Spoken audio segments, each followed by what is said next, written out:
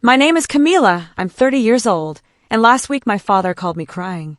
It was the first time in my life I'd ever heard him cry. 2 years earlier, I was the one who called in tears. I had just received a stage 3 cancer diagnosis, and my father's response was a phrase I'll never forget. 6 months of chemotherapy, 36 hospital visits, 0 visits from my family. They were too busy planning my brother's wedding. Now my father needs me, and my response was exactly 4 words. Before continuing, if this story touches your heart, please like and subscribe to Calm Stories. Leave me a comment telling me where you're listening from. I was 28 years old and a senior graphic designer at an agency in Barcelona. I had worked my way up from intern to senior designer in 5 years, without any help. I had a small apartment in Gracia, a monstera in the window, and a routine dinner with my friend Valentina every Thursday. That Wednesday started like any other. I was in the middle of an important campaign when my phone rang with an unknown number. Miss Atwood, this is Dr. Paredes' office. We have your biopsy results. The doctor wants to see you tomorrow at 8 o'clock. I remember thinking, biopsy results shouldn't come with that tone of voice. I didn't eat a thing at dinner that night. They don't call to give you good news. The next morning, Dr. Paredes wasted no time. Stage 3 breast cancer. The tumor is aggressive. We need to start treatment immediately. I sat in that office and felt my body leave the chair. Do you have someone who can take you home? I thought about calling Valentina, but it was early and she had an appointment. And then, without thinking, I said, I'll call my father. To understand what happened next, I need to explain what my family was like. My father, Ricardo Atwood, was the kind of man who believed his word was law. At home, you didn't argue with Dad. My brother Daniel is 2 years younger than me, but you'd never know. Daniel was the sun. I was the wallpaper. Daniel's university was paid for without a second thought. I was told girls don't need expensive degrees, so I took out 87,000 euros in student loans. When Daniel got his first job, Dad threw a party. When I was promoted to senior designer, my mom sent me a thumbs-up emoji. Daniel had just gotten engaged to Megan. The wedding was set for October and had sucked my family in like a black hole. Every conversation was about the wedding. Every family dinner was wedding planning. I left the doctor's office, found a bench in the hallway, and pulled out my phone. My hands were shaking so badly it took me 3 tries to tap my dad's contact. Camila, what's wrong? I'm in the middle of something. Dad, I just got back from the doctor. I have cancer. Stage 3. Silence. I could hear him breathing. Camila, listen. Your mom and I can't handle this right now. Your brother is planning his wedding. We can't take this on right now. You're a strong girl. You'll figure it out. I have to go. The line went dead. I sat on that bench for 45 minutes. People walked by, but no one stopped. I was just another person in a hallway, living the day that divides life into before and after. I took a screenshot of the call log and added it to a folder I called Family. That was the last time I called my father for 2 years. On the first day of chemotherapy, I drove myself to the hospital. The 4 nurse, Rita, accessed my line and started the drip. First time, most people come with someone. I looked around. A husband held his wife's hand as the poison trickled into her veins. A mother read aloud to her son. A daughter had brought homemade soup in a thermos. In my armchair, just me. I texted my mother, starting chemo today. I'm scared. She replied 6 hours later, when I was already home curled up on the bathroom floor. Hang on, honey. Mom is with Megan, choosing the centerpieces. Peonies or roses? I took a screenshot. I added it to the folder and replied, Roses are pretty. I didn't say anything real. What for? I met Valentina during my 3rd session. She was a specialist nurse. One day she sat next to me. You're always alone. Why? I'd had 3 rounds of chemo. My hair was starting to fall out, and I hadn't had a real conversation in weeks. My family is busy with my brother's wedding, rage in their eyes. Did you know we keep visitor logs for every patient here? Some people request them afterward for their records. I didn't understand why she was telling me this, but 3 days later I requested my first copy. I thought maybe I'd show up at Daniel's wedding, sit in the back, see my family. Then my father called, Camila, about the wedding. We think it's best if you don't attend. You don't look well. It's Daniel's big day. We don't want anything to overshadow it. Anything. I was something that could overshadow my brother's happiness on his wedding day. The wedding went ahead without me. My mother's post got 247 likes, while I was in bed recovering from the fourth round.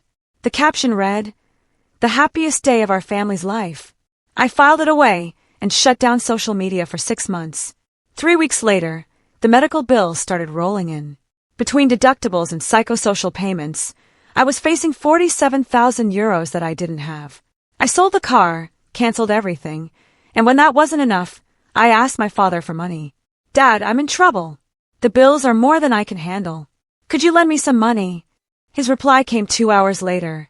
"Your mother and I just finished paying for Daniel's wedding. We don't have any extra cash right now. Have you looked into a personal loan?" My family, who had spent 80,000 euros on the wedding, couldn't help me. I applied for a loan at 14% interest. I would be paying for it for years, but I would be alive to do it. The worst night came after the fourth round. I woke up with my pillow covered in hair, the hair my mother used to braid when I was little. I crawled to the bathroom and threw up until there was nothing left. At 2:47 a.m., I called my mother. 8 rings. Voicemail. I called again. Voicemail. At 3:15, I texted Valentina, "I think I need help." She showed up 40 minutes later, still in her late shift uniform. She didn't say anything, just sat with me on the bathroom floor and stayed until the sun came up. My mother called at 10 a.m. "Honey, were you ready last night?" My phone was on silent. Megan and I were at the spa. "What did you need?" I watched Valentina making me tea. Then I looked at myself in the mirror. "Nothing.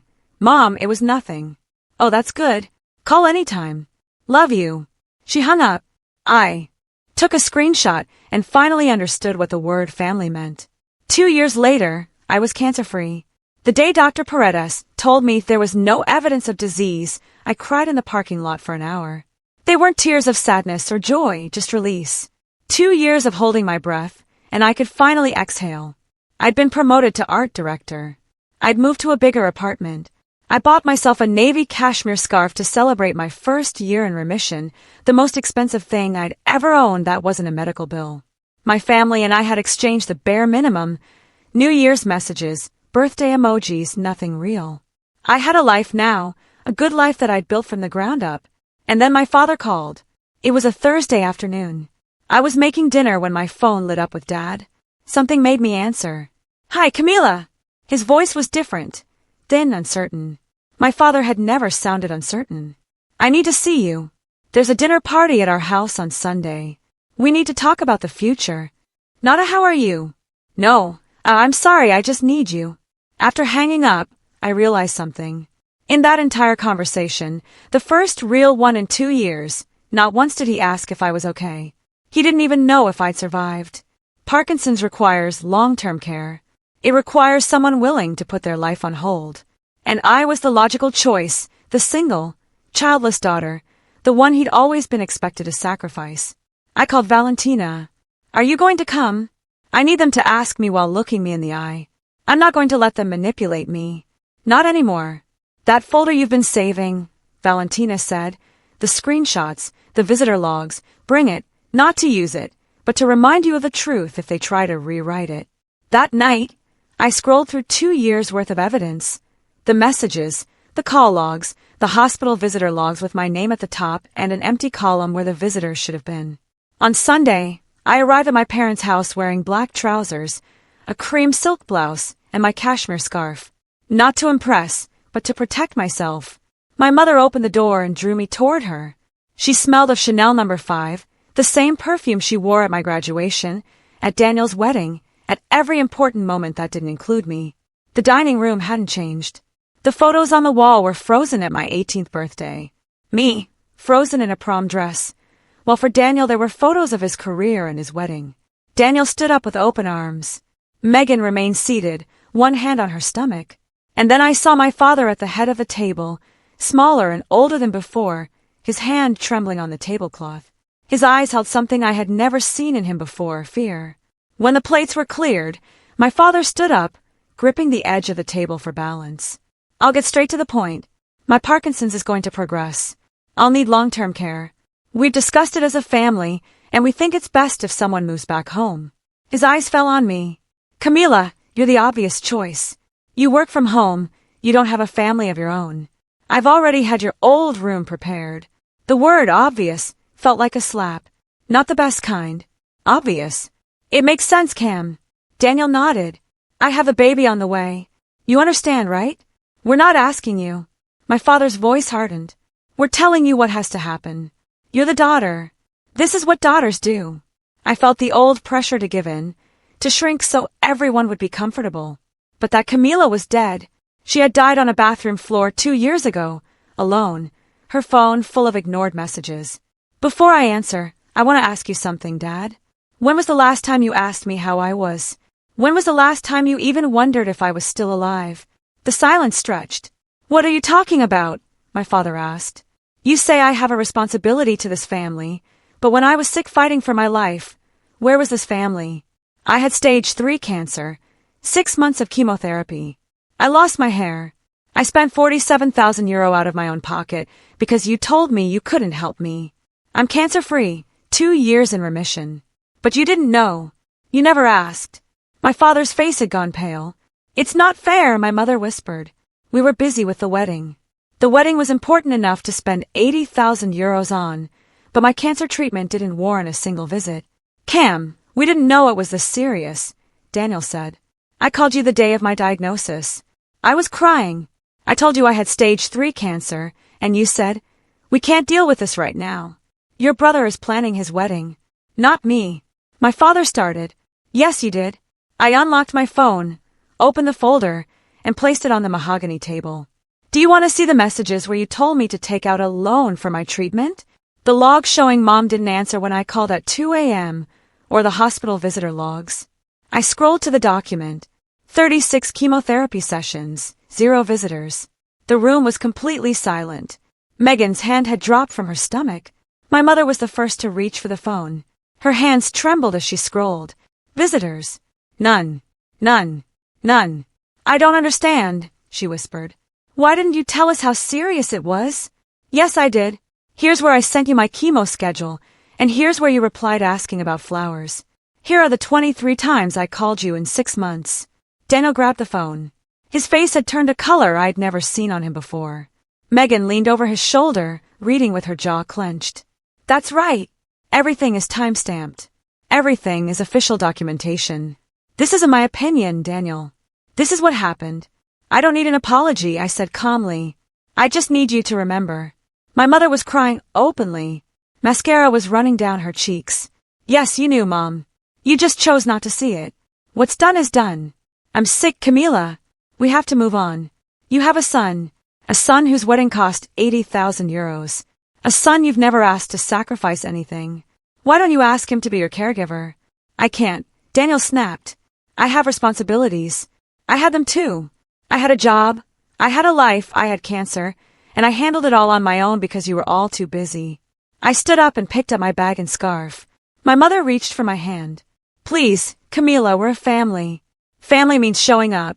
It means answering the phone at 2 a.m. when someone you love is terrified. It means offering help with medical bills instead of spending €80,000 on a party. It means visiting your daughter in the hospital at least once. I started walking toward the door. Camila, please, I beg you. I stopped. I turned around.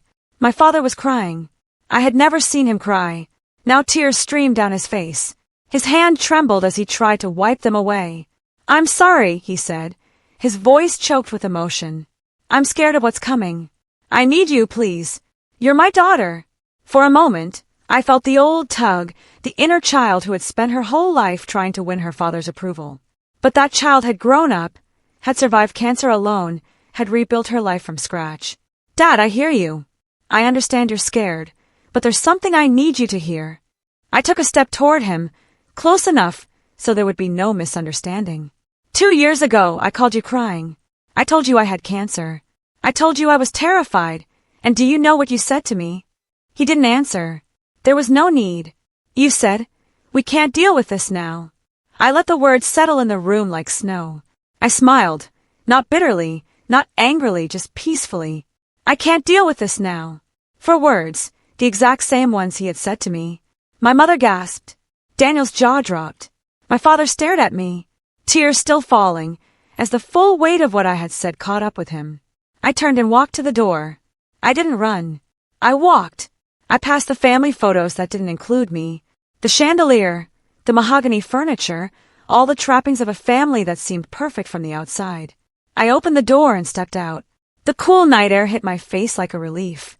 Please don't do this. We love you. I stopped by my car and turned around. Mom, family doesn't leave you alone to die, and love isn't something you only offer when you need something in return. I got into the car. In the rearview mirror, I could see them. My mother crying, my father leaning against Daniel. Megan behind them all, her hand on her stomach, watching me drive away. I pulled out of the driveway. I didn't look back once. The cashmere scarf was soft against my neck. The road ahead was clear. For the first time in 30 years, I felt like I could breathe. I was finally free. A week later, my mother called. Daniel had requested a leave of absence. My father's condition was progressing. Megan and Daniel were constantly fighting. She says she's starting to understand why you left. I hope Daniel works it out. I replied and hung up. 3 weeks after dinner, I received a message from my mother unlike anything she had ever sent before. Camila, I owe you a real apology. I should have protected you when you were sick. I should have stood up to your father. I didn't, and I have to live with that. I'm not asking for your forgiveness. I just needed you to know that I see it now, and I'm sorry. It was new. My mother had never taken individual responsibility. On the third day, I wrote, "Thank you for saying so. I'm not ready to talk yet, but I'm listening." His reply came almost immediately. "Okay, whenever you're ready, or never, whatever you need. Whatever you need." 4 words completely different from the 4 words I'd been given 2 years earlier. My father's letter arrived 2 weeks later, handwritten in shaky letters. "Dear Camila, I'm not good at these things. I failed you. Not because I didn't know what I was doing, but because I made a choice. Your brother's happiness over your survival. I'll have to carry that with me for the rest of my life. I'm not asking you to come back or to forgive me. I just wanted you to know that I see it now. You're stronger than I ever was. I didn't lose you to Parkinson's. I lost you because I wasn't the father you needed. I'm sorry. These words aren't enough, but they're all I have. Your father, if you'll still allow me that title. Ricardo." I folded the letter carefully and put it in the drawer. I didn't reply, but I didn't throw it away either. I told Valentina at our Thursday dinner. "How do you feel?" "Sad for him, for what he's losing. But I don't feel guilty. I've learned something in these 2 years. There are people who will never love you the way you need, no matter what you do. And that's not your failure, it's theirs. You can't empty yourself trying to fill a cup with a hole in the bottom. That's it. It's quite wise. I learned it the hard way. I'm not going to rush forgiveness. I'm not going to set myself on fire to keep someone else warm. That's my limit." 6 months later, I was still cancer-free, a creative director. Now I was dating Javier, a history professor, with kind eyes. He knew about the cancer, about my family, everything. He didn't try to fix things. He just showed up consistently, like people who love you are supposed to. Valentina and I were still having dinner every Thursday, the family we had chosen. If you're listening to this, I want to speak directly to you. Maybe you're in the position I was in, crying in a corner because the people who are supposed to love you have made it clear that you're not their priority. I spent 28 years believing it was my fault, and then I got cancer and learned the truth. There are people who aren't going to show up, no matter what you do. You could be dying, and they'd still find something more important. That's not a reflection of your worth, it's a reflection of theirs. You're allowed to set boundaries. You're allowed to protect yourself. You're allowed to build a family with those who truly love you, even if they don't share your blood. Forgiveness is a process, not a performance. You don't have to forgive on anyone else's timeline but your own. Those 4 words I said to my father weren't revenge. They were a mirror. I held his words and let him feel what they feel. Sometimes that's the most powerful thing you can do, speak the truth. And sometimes the truth sets you free. My name is Camila. I'm a 30-year-old cancer survivor. Family isn't blood. Family is who shows up when you need them most. And sometimes the most loving thing you can do for yourself is walk away from those who never wanted you back. Thanks for listening. Take care. I really mean it. Like, subscribe to Calm Stories, and tell me in the comments. Have you ever had to set boundaries with your family? M.